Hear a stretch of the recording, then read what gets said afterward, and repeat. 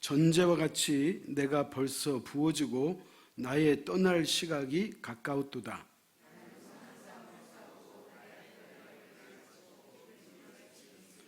이제 후로는 나를 위하여 의의 면류관이 예비되었으므로 주 곧 의로우신 재판장이 그날에 내게 주실 것이며 내게만 아니라 주의 나타나심을 사모하는 모든 자에게도니라. 아멘. 오늘 제가 말씀의 제목을 죽음은 끝이 아닙니다, 이런 제목을 가지고 말씀을 드릴 때 특별히 모든 성도가 다 아셔야 되겠지만 특별히 연세 드신 분들은 죽음이 무엇인지를 우리가 배우고 또 천국을 소망하는 여러분 될 수 있기를 축원합니다. 하나님께서 이 우주 만물을 창조하시고 그리고 피조물을 만드셨을 때 유일하게 사람만이 하나님을 인식하는 거예요. 무슨 말이냐면 신이라고 하는 존재를 알고 깨닫는 피조물은 사람밖에 없다는 거예요. 아무리 걔가 영리하고 똑똑해도 아무리 훈련하신 분들이 걔를 조련했어도 신을 인식하게 할 수는 없어요. 사람만이 신을 인식하는 거예요. 또 사람만이 자신이 이 땅에 살다가 죽는다는 것을 알고 있는 피조물은 사람밖에 없어요. 그 왜 그러느냐? 이유가 있죠. 사람에게는 육체와 혼과 영이 있기 때문에 그래요. 그런데 사람이 아닌 다른 짐승에게는 두 가지밖에 없어요. 육체와 혼밖에 없어요. 영이 없어. 그러니까 영이 있는 사람만이 신을 인식한다는 거예요. 그래서 그 하나님이 우리를 만드셔서 이 땅에 보내서 저와 여러분이 사는 것이고 우리의 생명 주인 되신 하나님이 우리를 부르시면 우리가 이 땅을 떠난다는 거예요. 그래서 우리가 죽음이라고 하는 이 마지막을 맞이한다, 그런 얘기예요. 그렇다면 이제 오늘 이 자리에 계신 저와 여러분은 신앙인이잖아요. 우리는 그리스도인, 성도, 크리스찬 그런 말을 하잖아요. 그렇다면 신앙인은 도대체 뭘 믿어야 하냐는 거예요. 뭘 믿어야 되느냐? 신앙인이 잊지 말아야 될 것 세 가지가 있는데 그 첫째가 뭐냐? 창조주 하나님이 살아계신다는 것을 믿어야 돼요.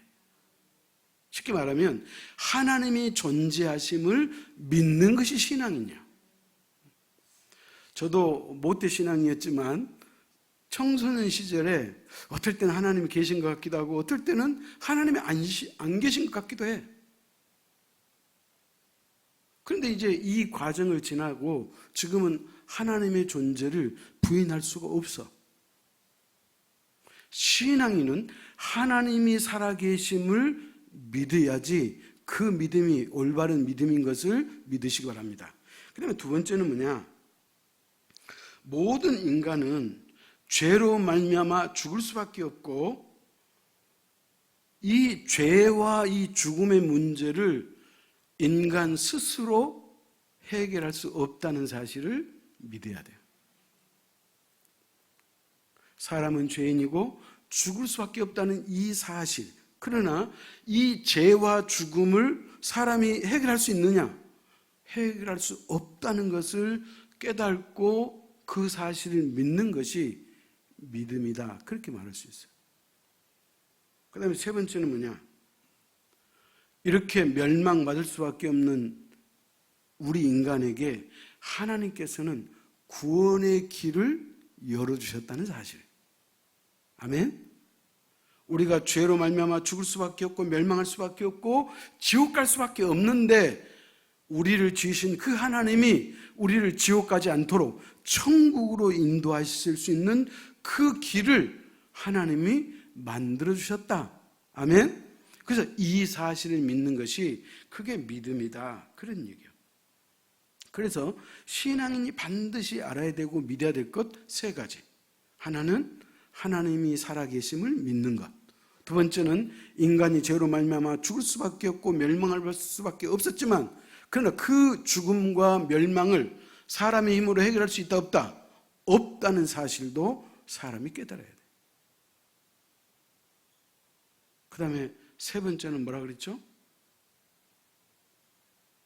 이 죽을 수밖에 없고 멸망받을 수밖에 없는 저와 여러분에게 영원히 살 수 있는 그 영생의 길, 구원의 길을 하나님이 만들어 주셨다는 것도 믿어야 한다, 그 말이에요. 이 세 가지 여러분 다 믿으시죠? 자, 그렇다면 우리가 이 땅에 태어나서 살다가 보면 우리는 한 번은 죽어야 돼요. 근데 이 죽음이 어디서 왔느냐? 죄로부터 온 거예요. 인류의 조상이었던 아담과 하와가 범죄함으로 말미암아 죄가 이 땅에 왔고 그 죄라고 하는 것이 우리가 겪는 모든 슬픔과 아픔과 고통과 애통함을 그 죄가 가지고 온 거예요. 왜 내가 힘드냐? 왜 우리가 죽을 수밖에 없느냐? 왜 내가 아프고 병드냐? 우리 인간들이 만나고 싶지 않는 모든 부정적인 것은 어디서 왔다? 죄로부터 왔다는 거예요, 죄. 그렇기 때문에 이 죄의 문제를 해결하면 모든 것이 해결되는 거예요. 그런데 이 죄 문제를 사람이 해결할 수 있어요? 우리는 해결할 길이 없어요. 오직 하나님만 해결할 수 있고 오직 예수 그리스도의 피로서만이 죽음의 문제를 해결할 수 있음을 믿으시기 바랍니다. 그렇기 때문에 우리가 주님을 믿고 찾는 이유가 여기 있는 거예요. 오늘 본문을 기록했던 저자인 사도 바울은 자기가 죽을 날이 가까웠음을 직감했어요. 사도 바울은 복음을 전하다가 죽었잖아요. 순교당했잖아요. 그러니까 사도 바울은 자기가 감옥에 있으면서 자기의 인생이 얼마 남지 않았다는 것을 직감하고 그리고 나서 믿음의 아들 디모데에게 편지를 쓴 거예요. 오늘 이 편지는 믿음의 아들 디모데에게 자기가 죽기 직전에 그 죽음을 직감하고 하고 싶은 얘기를 했다 이 말이에요. 아멘? 자, 어떻게 알 수 있느냐? 6절 같이 읽겠습니다. 전제와 같이 내가 벌써 부어지고 나의 떠날 시각이 가까웠도다 그랬어요. 여기서 전제는 뭐냐면 이제 우리가 지금 수요일 날 레위기를 강의하고 있잖아요. 레위기서를 공부하고 있는데 그 레위기서 보면 우리가 하나님을 구약의 하나님께 제사 드릴 때 5가지 제사를 드려요. 그런데 이 전제는 뭐냐? 5가지 제사를 하나님 앞에 드리면서 그 제물을 불로 태우기 전에 그 제물에다가 포도주를 붓는 것을 전제라 그래요. 뭐라고요? 포도주를 붓는 것을 전제라 그래요. 그러면 포도주는 뭘 상징하느냐? 여러분, 우리가 성찬식 할 때 포도주 우리가 마시잖아요. 그러면 포도주는 뭘 상징해요? 그리스도의 피를 상징하는, 우리를 구원한 그리스도의 피를 상징하는. 그러니까 구약에서 제사 드릴 때 매번 그런 건 아니에요. 그러나 제사 드리는 사람이 포도주를 함께 드리고 싶을 때 포도주를 맨 나중에 제물 위에다가 들어 붓는데 그것을 성경은 뭐라 그런다? 전제라 그런다. 그런 얘기예요. 우리 한번 찾아갈까요? 레위기 23장 13절이에요.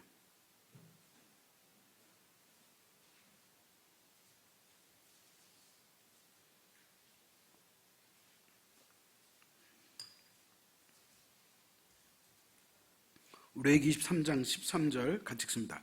그 소재료는 기름 섞은 고운 가루 10분의 2 에바를 여호와께 드려 화제로 삼아 향기로운 냄새가 되게 하고 전제로는 포도주 4분의 1 흰을 쓸 것이며, 포도주를 부었던 거를 전제라 그런 거예요. 그러면 전제는 피를 상징한다 그랬잖아요. 그러면 피는 또 뭘 상징해요? 생명을 상징하는 거예요. 그러니까 자신의 생명을 하나님 앞에 드린다, 그런 의미가 있는 거예요.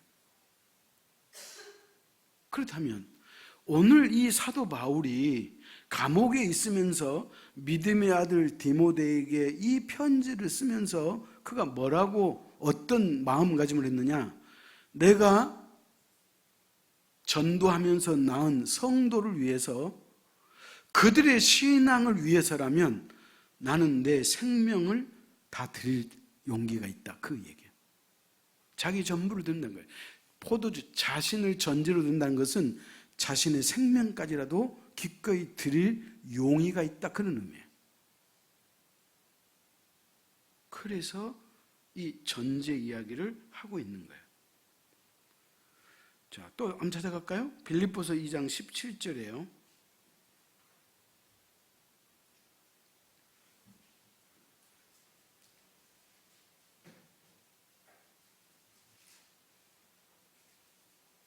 빌립보서 2장 17절 같이 읽습니다. 만일 너희 믿음의 재물과 섬김 위에 내가 나를 전제로 드릴지라도 나는 기뻐하고 너희 무리와 함께 기뻐하리니, 그런 거예요.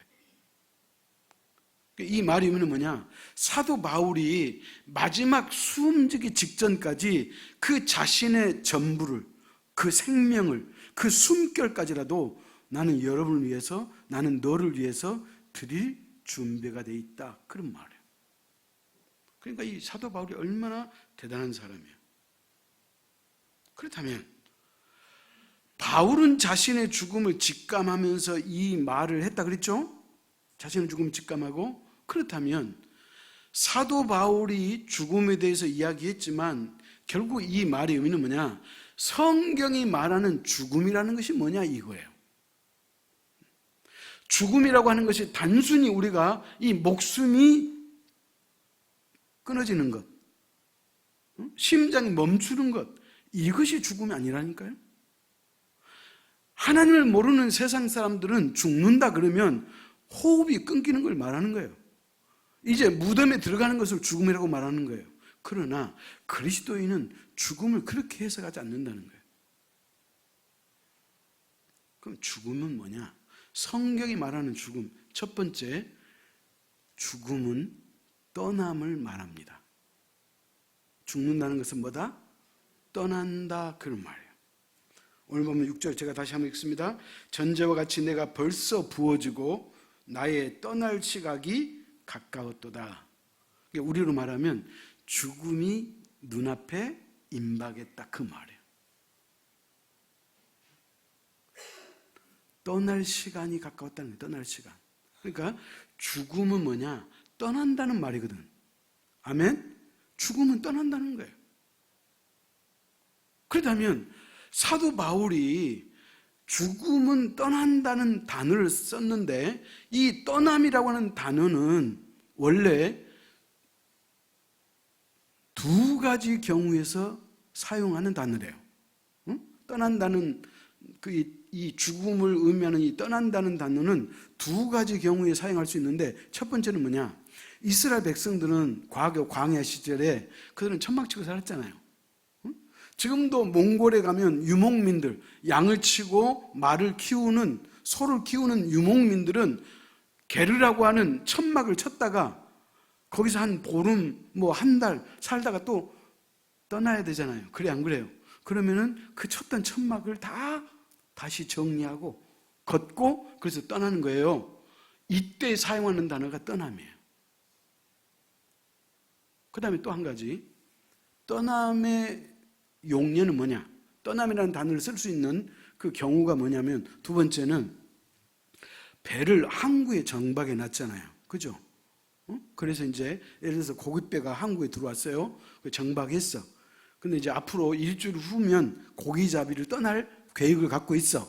그러면 일주일 후에 항구에서 떠나야 되기 때문에 떠나기 전에 뭐 하던가요? 고기잡이 나갈 때 필요한 그물, 모든 식량, 이런 준비물을 다 준비하는 거예요. 그리고 나서 떠나는 거잖아요. 이때 사용하는 단어가 떠남이라는 거예요.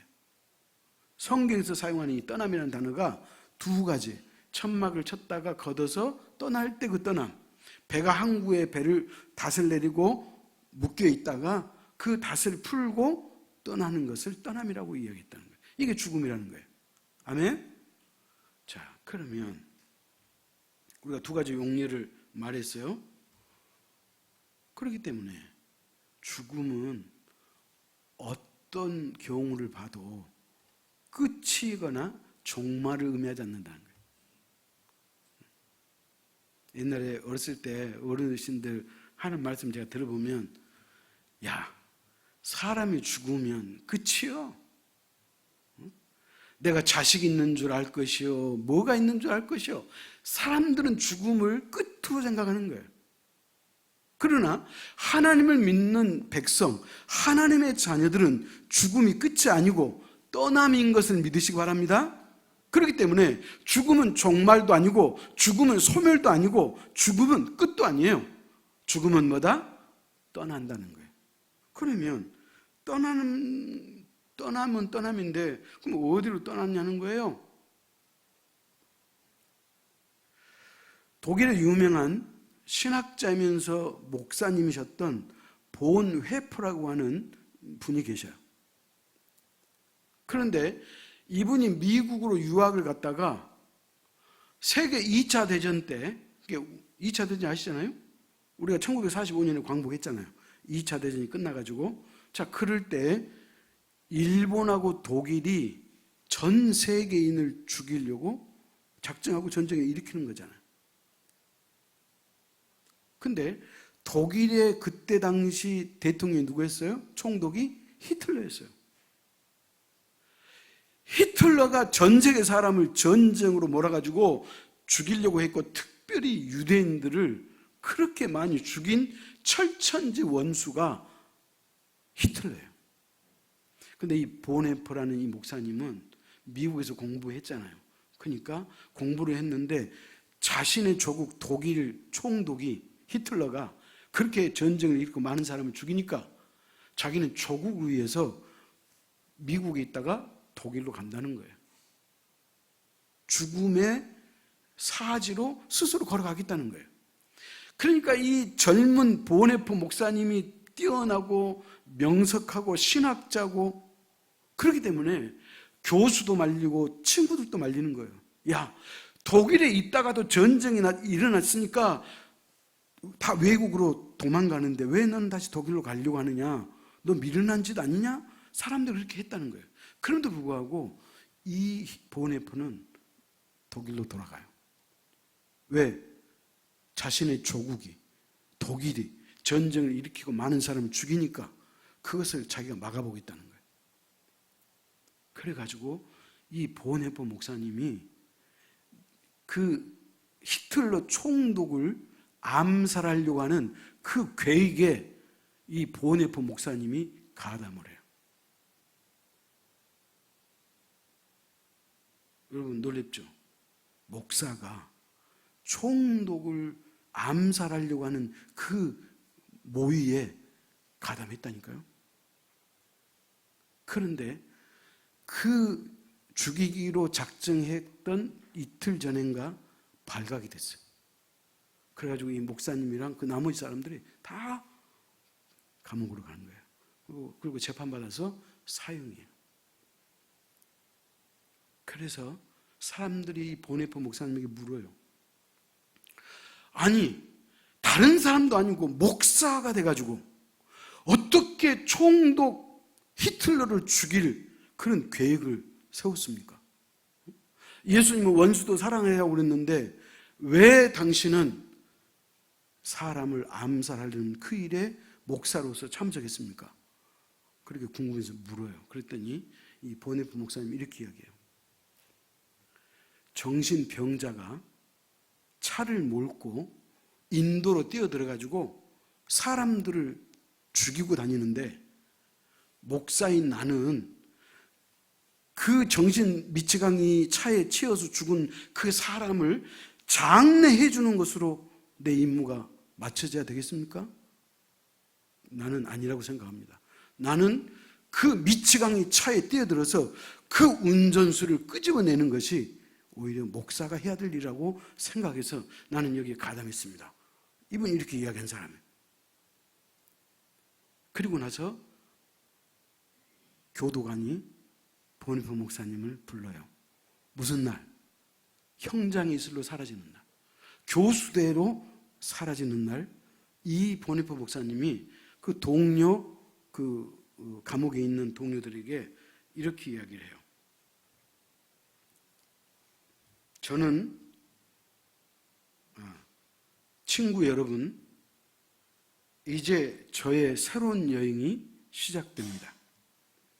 이것은 결코 저의 마지막이 아닙니다.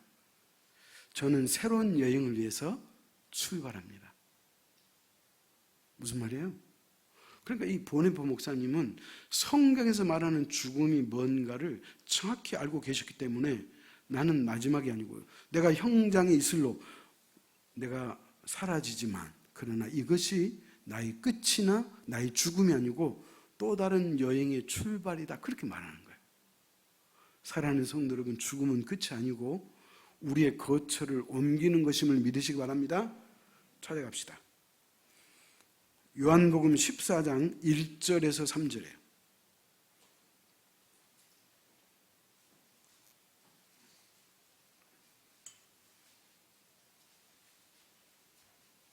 요한복음 14장 1절에서 3절 교독합시다. 너희는 마음에 근심하지 말라. 하나님을 믿으니 또 나를 믿으라.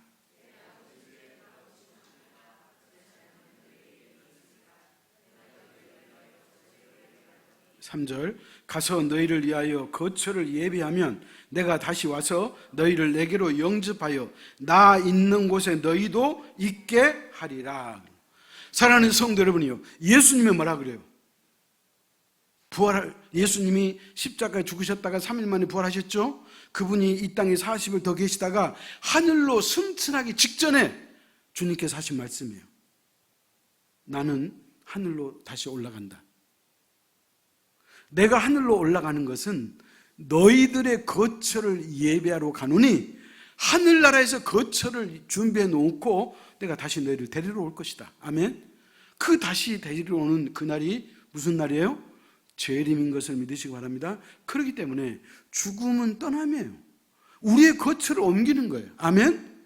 그렇기 때문에 그리스도인의 죽음은 종말도 아니고 소멸도 아니고 끝도 아니에요. 이 땅을 떠남이에요.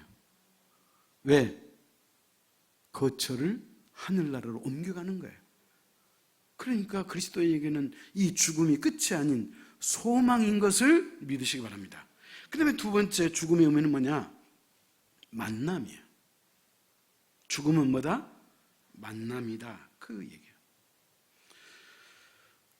사람들은 대다수 죽음에 대해서 두려워하죠.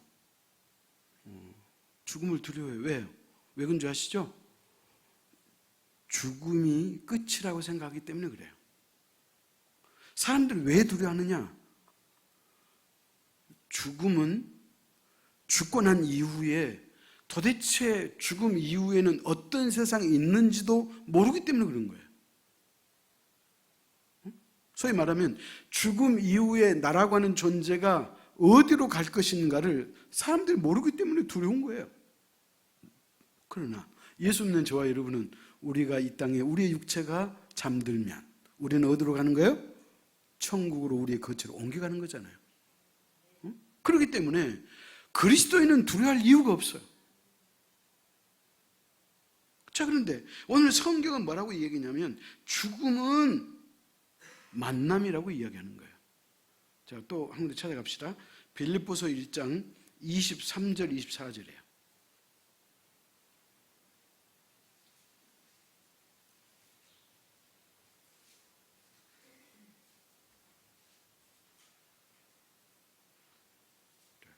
교독합시다. 내가 그 둘 사이에 끼었으니 차라리 세상을 떠나서 그리스도와 함께 있는 것이 훨씬 더 좋은 일이라 그렇게 하고 싶으나. 아멘. 자, 봐요. 사도 바울이 뭐라고 말하냐면 나는 삶과 죽음이라고 하는 이 사이에 끼어 있다는 거예요. 사도 바울 지금 현재 말하기를 나는 삶과 죽음 이 두 사이에 끼어 있는데 나는 죽음 이후에 있는 저 천국에 가는 것이 나에게는 훨씬 더 좋은 일이고 복된 일이지만 너희들을 위해서는 잠시 내가 이 땅에 있어야 한다는 것도 내가 알고 있다, 이 말이에요. 아멘? 사랑하는 성도 여러분, 이 땅의 삶과 하늘나라의 삶은 비교할 수조차 없음을 믿으시기 바랍니다. 천국은 훨씬 더 좋은 것입니다. 이 땅에는 아픈 것이나 고가는 것이나 애통하는 것이나 슬픔, 눈물, 한숨 다 있잖아요. 천국에는 그게 없어. 그래서 사도 바울은 자기가 차라리 세상을 떠나 그리스도와 함께 있는 것이 훨씬 더 좋다고 말하는 거예요. 그러나 자신이 이 땅을 떠나지 않는 것은 하나님께서 자신에게 주신 사명이 있는데, 그것은 뭐냐?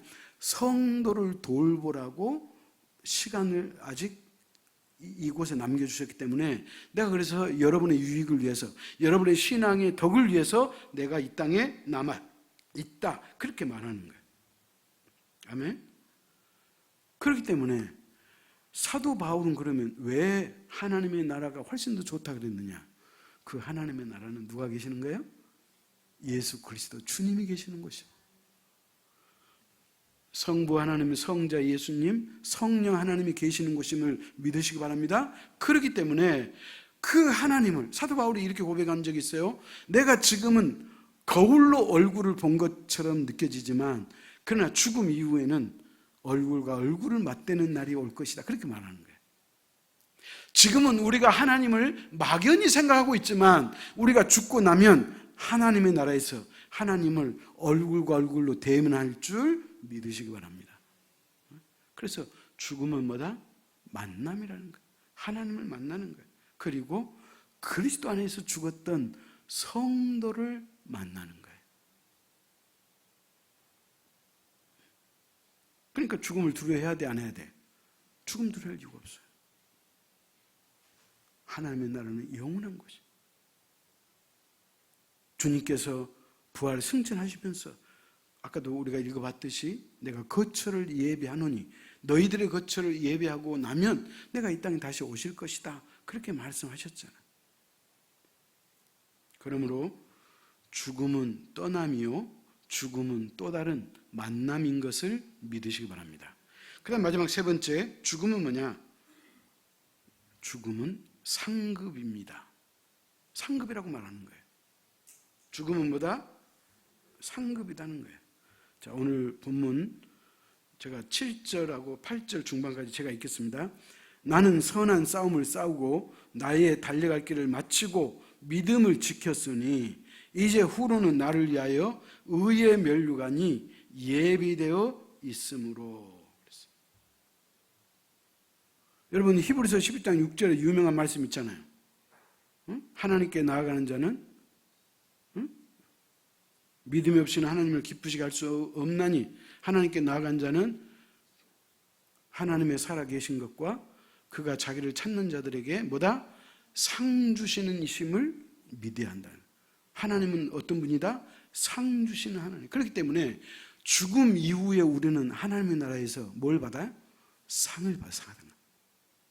그래서 죽음은 다른 말로 상급이다, 그렇게 말하는 거예요. 그래서 오늘 사도 바울이 그 얘기예요. 이제 후로는 내가 죽고 나서 하나님의 나라에 가면 나를 위하여 의의 면류관이 예비되어 있으므로. 사랑하는 성도 여러분이여, 모든 그리스도인은 하나님의 나라에 가면 의의 면류관을 받으시는 줄 믿으시기 바랍니다. 그래서 죽음은 상급이라 그렇게 말하는 거예요. 유명한 헨리 나우엔이라고 하는 영성가가 있었어요. 영성가라는 말은 뭐냐면 이 사람들은 평생 기도하지 않고 하나님의 말씀을 묵상하고 연구하고 기도만 하는 사람을 말해요. 근데 이 헨리 나우엔이라는 사람이, 이 사람이 죽음에 대해서 뭐라고 얘기했냐면 이렇게 이야기했어요. 우리가 죽음을 준비하는 가장 좋은 태도는 어린아이처럼 되는 것입니다. 죽음을 준비하는 가장 좋은 자세, 태도가 뭐냐? 어린아이가 되는 거라는 거예요. 여러분, 이분이 그 죽음을 어린아이처럼 되는 것이라고 했는데 사실 우리가 그 깊이를 얼마나 알 수 있겠어요? 우리는 그들처럼 살아보지 않았기 때문에 그 깊이 있는 뜻을 우리가 다 알 수는 없어요. 그러나 성경에 이런 말씀 있잖아요. 너희가 어린아이와 같이 되지 않으면 하나님 나라에 들어갈 수 없느니라 그랬잖아요. 그렇기 때문에 헬리 나우에는 죽음의 준비가 뭐냐? 내가 어린아이처럼 되는 거예요. 어린아이의 습성 아시죠?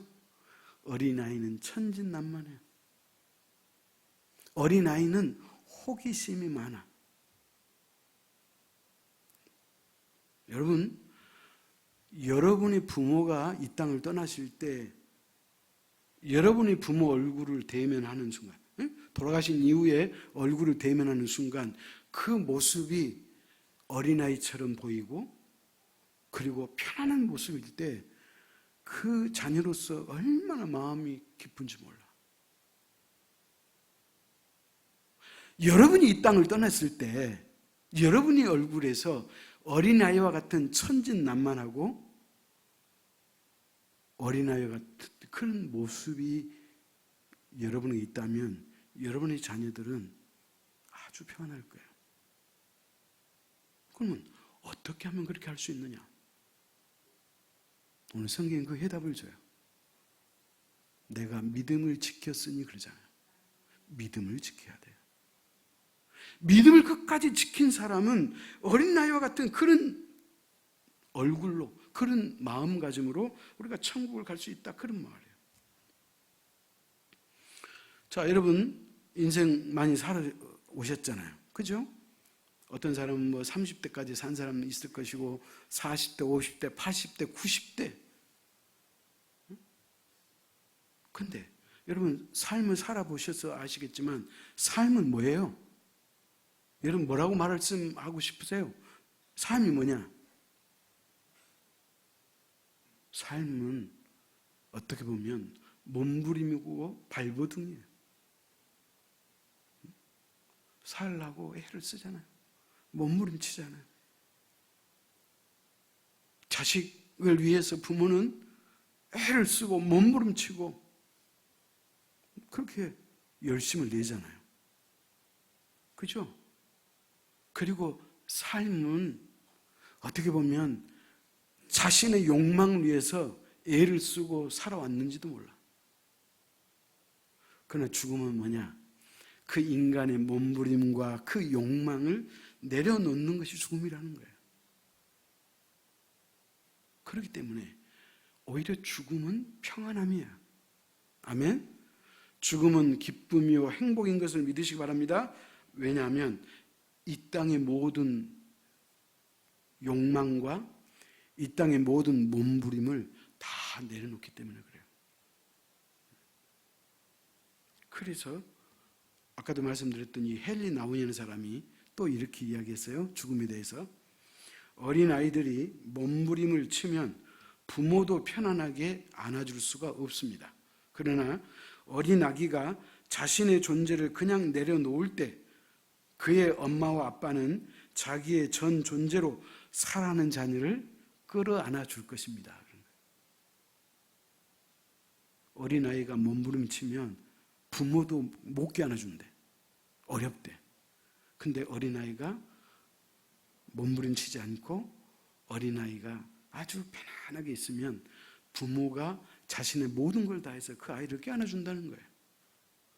우리의 부모가 누구죠? 하나님이잖아요. 하나님이 우리를 안아준다는 거예요. 그렇기 때문에 이 땅에서 우리 죽음은 뭐냐? 인간의 살고자 하는 그 욕망과 욕심과 모든 몸부림을 다 내려놓는 것을 죽음이라고 말하는 거예요. 그래서 우리가 하나님의 품에 안길 때 하나님이 우리를 안아주시는 거예요. 사랑하는 성도 여러분, 죽음은 상급인 걸 믿으시기 바랍니다. 그래서 하나님이 우리에게 이 소위 말하면 상급을 주시는 거예요. 제가 8절 다시 한번 읽습니다. 이제 후로는 나를 위하여 의의 면류관이 예비되었으므로 주 곧 의로우신 재판장이 그날에 내게 주실 것이며 내게만 아니라 주의 나타나심을 사모하는 모든 자에게니라. 예수 그리스도의 재림을 믿는 소위 말하면 믿음을 지키는 자에게는 하나님께서 우리에게 의로운 재판장이 되셔서 아멘, 우리에게 면류관을 주실 줄 믿으시기 바랍니다. 그럼 물어봅시다. 왜 하나님은 의로운 재판장이실까요? 하나님은 재판장인 건 사실이에요. 그러나 하나님은 의로운 재판장이라고 말할 수 있는 그 자격이 있는 사람은 그리스도인밖에 없어요. 예수 믿지 않는 사람은 하나님이 결코 의로운 재판장이 될 수가 없어요. 이 말에 좀 어폐가 있는데 무슨 말이냐면, 예수 그리스도를 믿는 사람은 이미 그리스도의 보혈로 죄의 용서함을 받았잖아요. 아멘? 그렇기 때문에 우리에게 로마서 8장 1절에 말한 것처럼 예수 그리스도를 믿는 자에게는 정죄함이 있다 없다? 없다 그 말이에요. 하나님이 우리를 그리스도를 믿는 그 믿음 때문에 죄 용서함을 해주셨기 때문에 이제 우리에게 사형 언도를 내리지 않는다 그 말이에요. 그렇기 때문에 예수 믿는 사람은 하나님 앞에 가면 천국 가느냐 지옥 가느냐 이 재판이 아니고 상급받는 재판인 것을 믿으시기 바랍니다. 그래서 의로운 재판인 거예요. 그러나 예수 믿지 않는 사람은 지옥 가는 재판을 받는 거예요. 구원을 받느냐 못 받느냐 이 재판을 예수 안 믿는 사람은 받기 때문에, 그래서 그들은 의로운 재판이라고, 하나님은 의로우신 분이지만 예수 안 믿는 사람은 자기를 지옥 가게 하기 때문에 의롭다고 표현할 수가 없다, 그런 의미야. 얼마나 감사해요. 예수 그리스도를 믿는 자에게는 하나님이 다시는 너는 죄인이야, 너는 죄값은 사망이기 때문에 사형이고 지옥이야, 이렇게 말씀하지 않는다니까요. 이미 법적으로 우리의 죄를 용서해 주셨기 때문에 우리는 하나님 앞에 가면 구원을 받았네 못 받았네, 천국이나 지옥행이냐 이것을 가늠하는 재판이 아니고 상급을 주시는 재판인 것을 믿으시기 바랍니다. 결론입니다. 오늘 사도 바울은 자신의 죽음이 임박했다는 것을 직감했어요. 그래서 믿음의 아들 디모데에게 이 편지를 쓰면서 이제 후로는 나를 위하여 의의 면류관이 예비되었다고 고백하는 거예요. 이렇게 말할 수 있는 그 비결이 뭐라 그랬지 아까? 내가 믿음을 지켰으니. 이후로는 그런 거예요. 그렇기 때문에 성도가 죽음을 준비하는 것은 다른 게 있잖아요. 그건 뭐냐? 믿음을 지키는 거예요. 하나님이 여러분의 영혼을 부르시는 그 순간까지 믿음을 지켜낼 수 있기를 축원합니다. 기도하겠습니다. 생명의 주인 되신 하나님 아버지, 하나님은 우리의 주인이시고 이 우주 만물의 창조자이시기 때문에 인간의 생사화복을 다스리고 주관하실 그런 자격도 능력도 있음을 우리가 깨닫습니다.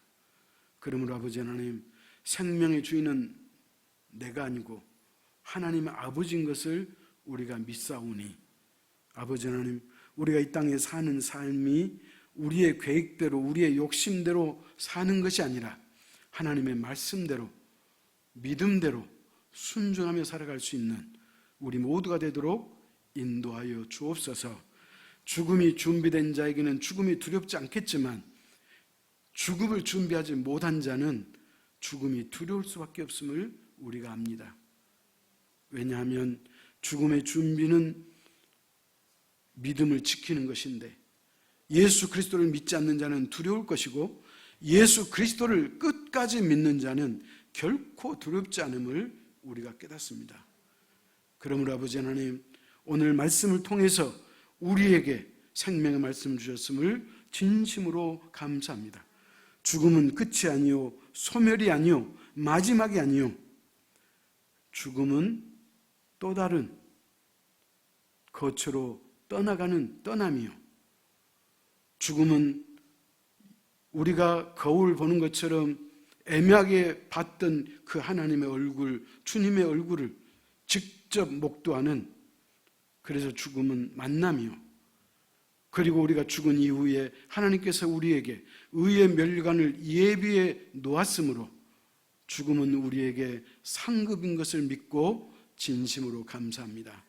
아버지 하나님, 죽음은 떠남이요 만남이요 상급인 것을 기억하고 오늘 사도 바울이 자신이 죽기까지, 이 땅을 떠나기 전까지 믿음을 지켰듯이 우리 모두도 믿음을 지켜서 죽음을 준비하는 복된 삶이 되도록 우리 모두를 축복하여 주옵소서. 예수님의 이름으로 기도하옵나이다. 아멘.